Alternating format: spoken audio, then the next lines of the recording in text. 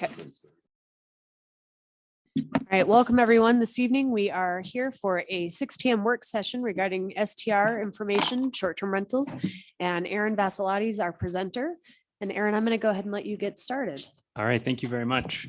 So tonight we're going to look at the STR survey results that the city sent out to all of the STR owners. For the survey statistics, we had 84 responses, and the 84 responses make up 99 properties. One of the responses had 3 properties, 12 responses had 2 properties, and 81 of the responses had 1 property. So that's what we're going to be looking at here. Okay, so the first slide I have here is the STR owner city of residence. So based on the survey results that we had, 33% of the owners live and reside in Woodland Park. 23% are in the Springs, and then we have a mixture of many other cities here, Divide, Fountain, and so on. The rest of these, all the 1% are 1 property.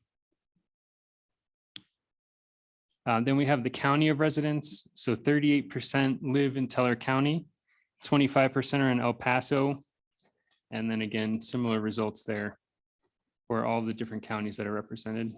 Aaron, before you go on, you have percentages here. Do you have numbers that correspond with that? Yes, so for the city, 28 of them are in Woodland Park, 19 are in Colorado Springs, and then 2 are in Divide, 2 are in Fountain, and the rest are all 1 for the cities.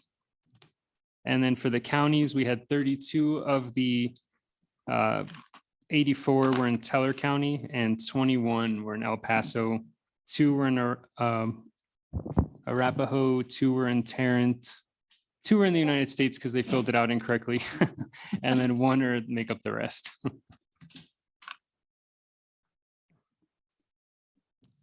Then if we look at the state, we had 73% were in Colorado, 8% were in Texas, 5% in California, 4% in Kansas, 2% in Missouri. And then we had Georgia, Michigan, Nebraska, Nevada, Oklahoma, Virginia, and Washington are all 1. Right. Then we looked at which of the properties is the STR owner actually at the property when it's being rented out. So 17 were present and 82 were not present. Hey, Aaron, can you maximize or do presenter view for the slides again? Make them a little bigger. There we go. Is that better? Thank you. Thank you. And you can see the first properties, so we had 16 of them made up of that, and then 1 in the second property and none in the third.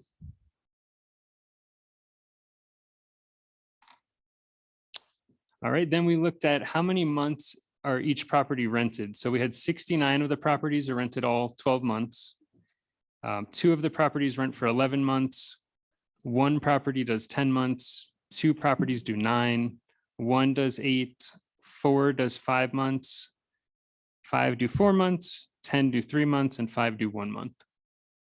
So this is how many months they actually have the property advertised according to their responses. You know, obviously these aren't verified, but this is what they put in as the survey results. And then we looked at primary residence. So how many of the STRs is their primary residence? So 14 of the properties were reported as primary residents. 85 were non-primary residents. And I think that's the last slide. And then I'll need to get back to Catherine. She wanted to know on these city of residence and county of residence, out of the 99 properties, instead of just doing the 84, she wanted to see all 99. So we'll put that data together. It takes a little while based on how the data came back to us. It has to be manipulated a little bit. All right, any questions on this? No, it'll be very useful. Thank you. Agreed. I think it's great information. Thank you. It's nice to know. Now, with the company that's doing the housing study, do they have this data from you now? They don't, but we will provide it for them as an additional data point.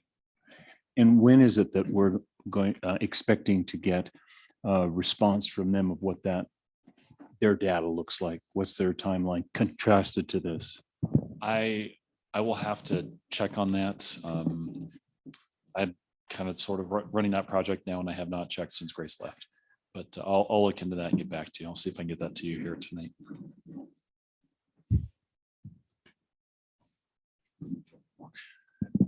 I guess the only other piece of data that I'd be curious to know in here is longevity of ownership. Do we have Okay. that data? I do have the data. I just didn't put that in here, but I can send that as a follow-up Okay, with the other information. okay. And I guess the second follow-up to that would be, how many of them are corporations, LLCs, trust, et cetera, versus how many are, the owner's names listed on the actual title? Okay, we can pull that as well. Thanks. Trust may be a little bit deceitful because a lot of people have their personal houses in the trust. Oh, sure. I understand that. Yeah, and that I can only show, if yeah. Companies are different. It's not deceitful, it's just structuring of your estate. I get that. Misleading, not deceitful. It might be a little. Oh, Mr. Skewed. Well, we, Yeah, we it can would still, skew the we data. can still work. It's through good that. data. It's just Yeah. trust. You have to be a little Right. bit careful. Yeah, I would say that probably out of every 2 to 3 listings or I have are in the name of a trust, yet they're owned by husband and wife Sure, sure. and family. So about 30, you're saying about 33%? Probably, yeah. Yeah. It's interesting. And it's more and more so all the time. I think it becomes more frequent as I'm in the business, interestingly enough. Well, I think too, as we have an older population, they're smart, they're more savvy about settling their estate in a way that, Mhm. yeah. And planning, certainly yeah. protecting their interests and their Correct. personal assets. So Aaron, did you email this to us? Or I have can not, you? but I will. Okay, And I'll send the follow-up information. great. Okay, Counselor, are there any further questions about this topic? No, but I would also ask that you email it to the planning commission. Absolutely. Karen, is there anything you'd like to add? Michael, anything? No, there was, I'm talking with somebody, there was a question, it's kind of tangentially related to this. In terms of looking at the number of owners, in the planning commission draft ordinance 1455. There was a question on how did they arrive at those cap levels? I don't know if that's might be more appropriate now, I think, because the other is on initial posting.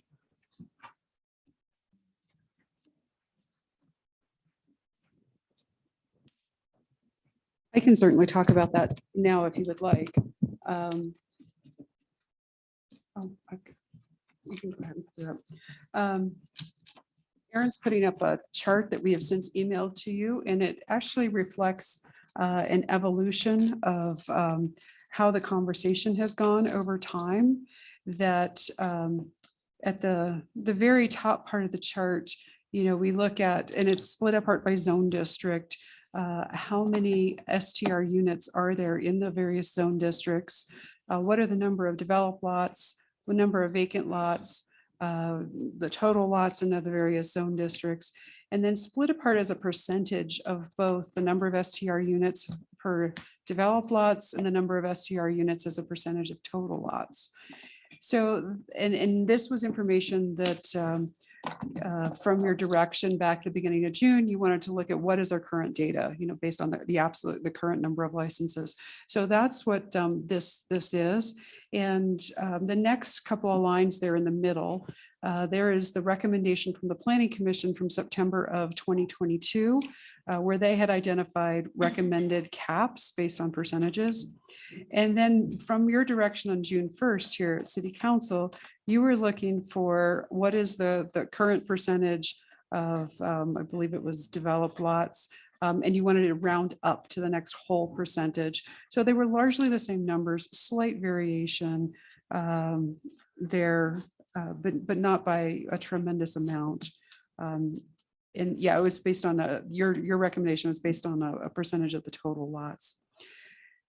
At Planning Commission, back on their first work session on June 8th, they had asked about making a distinction in setting caps between primary residence STRs and ones that are non-primary residents. I know folks try to use that phrase owner occupied, but that is not the terminology in the ordinance. It's not one that's easy to identify versus primary residence. You can put distinct criteria to it. So that is the terminology. And so with Aaron's assistance, looked at that survey data and identified how many of these units that are currently, operating under a business license, how many of these are someone's primary residence, and then which ones are non-primary residents. So those were the numbers, and then there's also percentages there listed as percent of developed lots, percent of total lots for each of those categories. At that June 6th or June 8th Planning Commission work session, they were leaning towards setting a cap on the number of non-primary residence STRs. And they were looking at reducing that from what the actual number is and using a number and not a percentage. And at that time, they did not provide a direction for how much of a reduction they were considering. And then the other side of that is for STRs that are someone's primary residence, no caps whatsoever associated with those. So if it's your house, your primary residence, you have the ability to get a license and operate an STR out of your primary residence. They had a follow-up work session on June 22nd, and it was at that time they finalized what their recommendations would be around these two perspectives. And so primary residences, if you're operating an STR there, you need a license, but there is no cap on the number of licenses under those circumstances. But for the non-primary residents, again, they were looking at a fixed number, and they decided that they wanted to set that number 25% less than what the current number is. So that's why when you look at the bottom of this chart, you see the difference of June 8th being 55, under the suburban residential zone versus what their final recommendation was at 42 is the cap for non-primary residence short-term rental units. Within that ordinance, there's I think it's section 7, very strong provisions around protecting what we sometimes call the legacy bit operators, the folks that currently have licenses, that they're able to continue those so long as they stay in good standing and keep things current. There's a finite time period from when the ordinance would go into effect to when they would need to get the new short-term rental business license in place. So that's how those numbers came to be. Okay, I just have a confirmation. You said based on the survey, Yes. this number is not based on that survey of 99. This is the total that we have on our records when we look at 187, 70, 43. Those are actual STR. Those are actual business license for an STR currently, correct? We used the actual number of licenses. And then as I believe Aaron stated, that we only got 99 responses back to that survey. So the balance of those, we did have to go in and make some assumptions based on how their property is listed under the assessor's website in terms of whether or not we believe that to be somebody's primary residence or not. But it Yeah. was bumped up against our current licenses numbers. Yeah, we started with the license numbers and used the bulk of the survey data. And we actually sat there with a spreadsheet and looked at who responded, which ones were left, how that shook out under the assessor's website. So it was very detailed, very methodical. And before I ask my second question, I see others. Go ahead, Carol. The 25% was purely arbitrary, correct? Reduction. That was the place they decided to start. There was not a lot of conversation over should it be 20, should it be 25? The consensus of that group was that was a reasonable place and a reasonable number to put forward in the ordinance to council. Was there a discussion of possibly putting a secondary cap on licenses from out of state license holders? I know that's how Buena Vista has approached it. I'm not sure of the legality of Yeah, that, that's my concern. but They was looked, that discussed? not in those terms. It was looked at purely through the lens of primary residents, non-primary residents. Okay. It's So, much cleaner. so my question between the two of you is, okay, so you had 99 respondents. When you contrasted the number of, what have you got here? Not to develop lots of what, 16? What's your number of STRs here? Oh, 154. 154, thanks. That's the number I was looking for. I couldn't quickly see it on the sheet up there. So the 154, are the other more or less 54, 55, are they active or are they non, because you obviously get a monthly filing from everyone or anybody who's active.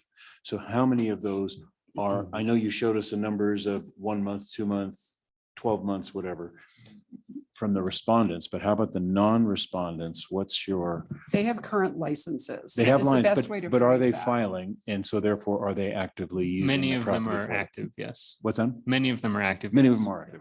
Thank you. Okay, I do have a second question. Actually, it's going to be for you, Jeff.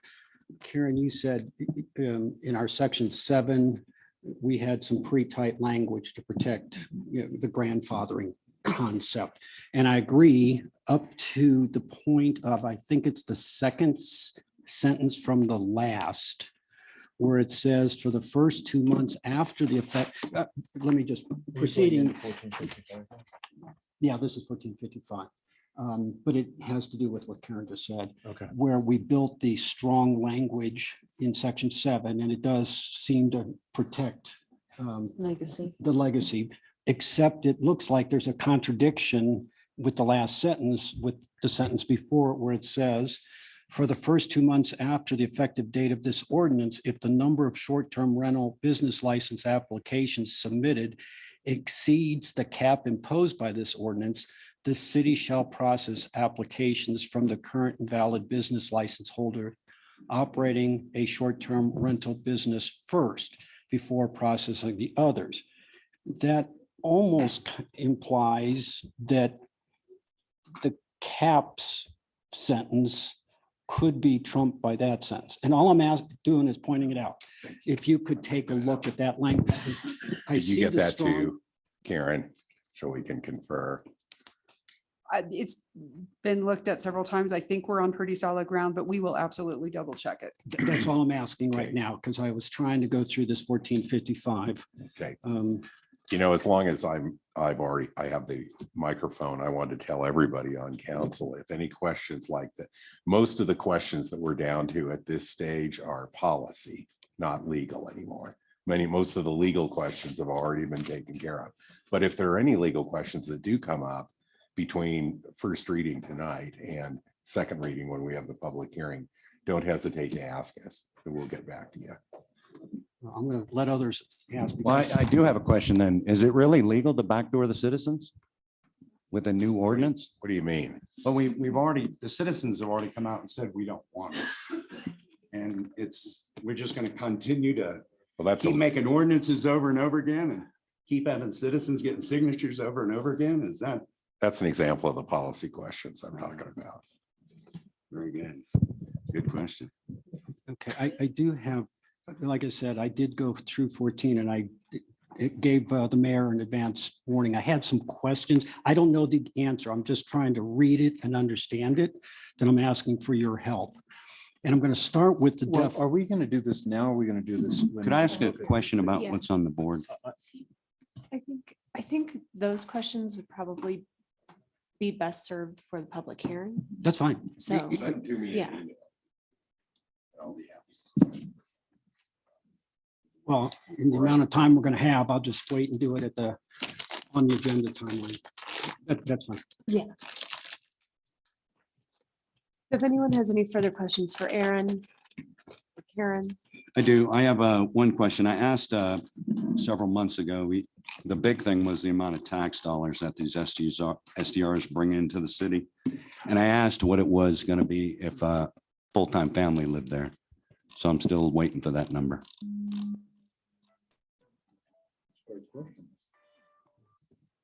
Sorry. I appreciate that. I've asked that several times, so I'm hoping to get an answer. It would be nice to have perhaps some additional parameters on what, Well, it What- seems what- to be pretty easy. You can tell, you can certainly give me an answer of how much we gets paid for lodging tax for a part-time homeowner and part-time house. I'd like to know how much taxes a full-time family has that they pay living in the house. So we know what short-term rentals pay the city. I'd like to know what a full-time family pays the city. It's the only question I've asked. Question for you, Frank. Is that property tax that you're asking about? No, all over tax. Walmart, restaurants, groceries. I don't know how we get to that because individual taxpayer information is protected by state law. Well, it's, So- you can, yeah, okay. If you believe that, that's not actually true either. Well, I Just like you worked in can't- that division for Just why 17 you years. can't And find yes, out exactly a who's legal on opinion. these short-term rentals. You know, you make up LLCs and they say, well, it's privacy. You can't tell who's owning them. Well, that's not really true. If the police go to that house, they're going to find out exactly who that owner is. I I- think it isn't a legitimate question though to ask I do if too. what the lodging tax revenue would be for full-time residents versus those that aren't full-time residences. I know our total guesstimate of lodging tax that's collected now on an annual basis is about $250,000, correct? from short-term rentals alone? Yes. Yeah, It's- roughly. that. yes. And then if, it is a legitimate question to say, okay, if you separate out those that live in their residence permanently and also use it as a short-term rental versus those that do not, there might be some value in understanding either that loss or gain of revenue. I would tend to agree with that, Aaron, and I'm guessing, I mean, sure, we have a lot of tourist traffic, so you look at your sales tax from that, it's going to be hard to separate that out, but I'm guessing you have a pretty good idea of what each household brings in revenue to the city on a median basis or a mean basis. Only because there's companies out there who know when I use my credit card in 80863 and, or my debit card. And, you know, statistically, if you simply look at where we are as a society, a large portion of purchases are done on credit cards. That data is very accessible. So, and it's anonymous. So from that standpoint, I say it's anonymous. Yeah, right. Um, Um, Any It would- data I provide you is going to be speculative because let's say for argument's sake, I take the lowest month of the year. Like let's say I take October and I say, based on October's data, I'm assuming we have the least amount of tourism in the city. And then I divide that up by the households. And I ignore all of our summer months, any months that I think we have tourism. It's still going to be a guess because we still don't know how many of those tax dollars are coming from tourists and how many are coming from residents. But I suggest there is companies that actually collect that data and we know exactly what that number is. Exactly, not just maybe, we exactly know it because each of us where our permanent residence is, where we live, our billing and everything else goes to that zip code. So if I came here from Denver, if I came here from Texas, somewhere else, and I used my credit card to get gas or at City Market to buy groceries, it's going to show that data. It'll come up on their spreadsheets. There is a prohibition, though, of identifying, like, when the city reports retail sales tax in any, any increment of time you wanted to look at it. We could easily see when Walmart opened that a lot of our sales tax was coming from Walmart, but we cannot identify Walmart. We don't need to. And- We don't need to go by that. We need to go by the zip code. So all of those transactions are recorded by where you come from, by the zip code when you use your card. So, And and that's not I don't. violating, that's not Yeah, violating I personal. don't disagree with you, but Okay, yeah. I'm not certain how it will progress the discussion of short-term rentals, but it's nice to know for a lot of reasons. So, Yeah. And I don't know, Aaron, perhaps you know, but to access that level of detail from 80863 to 80863 from various credit card companies would entail considerable staff time and probably expense to purchase that data. Is that I would have to look into it. I'm So- not even sure. For, is- I mean, if the council would like us to run that analysis and go do those things, there will be an incremental expense associated with doing that. I would ask that you all consider appropriating funds or just at least giving some a consensus direction to do that analysis. We already gave you that, Michael. We appropriated $40,000 for this study in the budget last year. So those funds are there. That is, you appropriated $40,000 for an economic impact assessment for all short-term rentals. That could be a part of it. We have not initiated that study yet. That's going to be a little ways away with all the different ordinances coming and going. We've not initiated that. We can. Well, I'm just saying, we've appropriated the funds already and that there's a legitimate Okay, access. so from there. it just, I would ask the council to consider that piece of the analysis would be then after that study is initiated. Is we wouldn't do it as a one-off then. I mean, we can, if we can spend a piece of it now to go out and get that information, but we may be short on doing the full study later on. Well, and I know we're I'm not finished in this trying session, to- this session, but that, That's- you that's make a relevant. great point. Why are we going through with this 1455 and we don't even have those studies done? It seems to me we're putting the cart before the proverbial horse. Let me just intercept real quick and say, the math is pretty basic, in my opinion. There are 14 primary, there are 85 non-primary. 85 is a larger number than 14. So mathematically, 85 is going to be higher than 14, no matter which way you break it down. What are you connecting it to? You want to know how much money people are spending in the community. Yes. There are more. No, if you took those 98 empty homes and put families in there, that would benefit the city more than having them empty. Everyone is, the house, even though it's vacant, still must pay property tax. That has nothing to do with Walmart, No, restaurants. it has something to do with. Well, Three. yeah, that's what I'm talking about.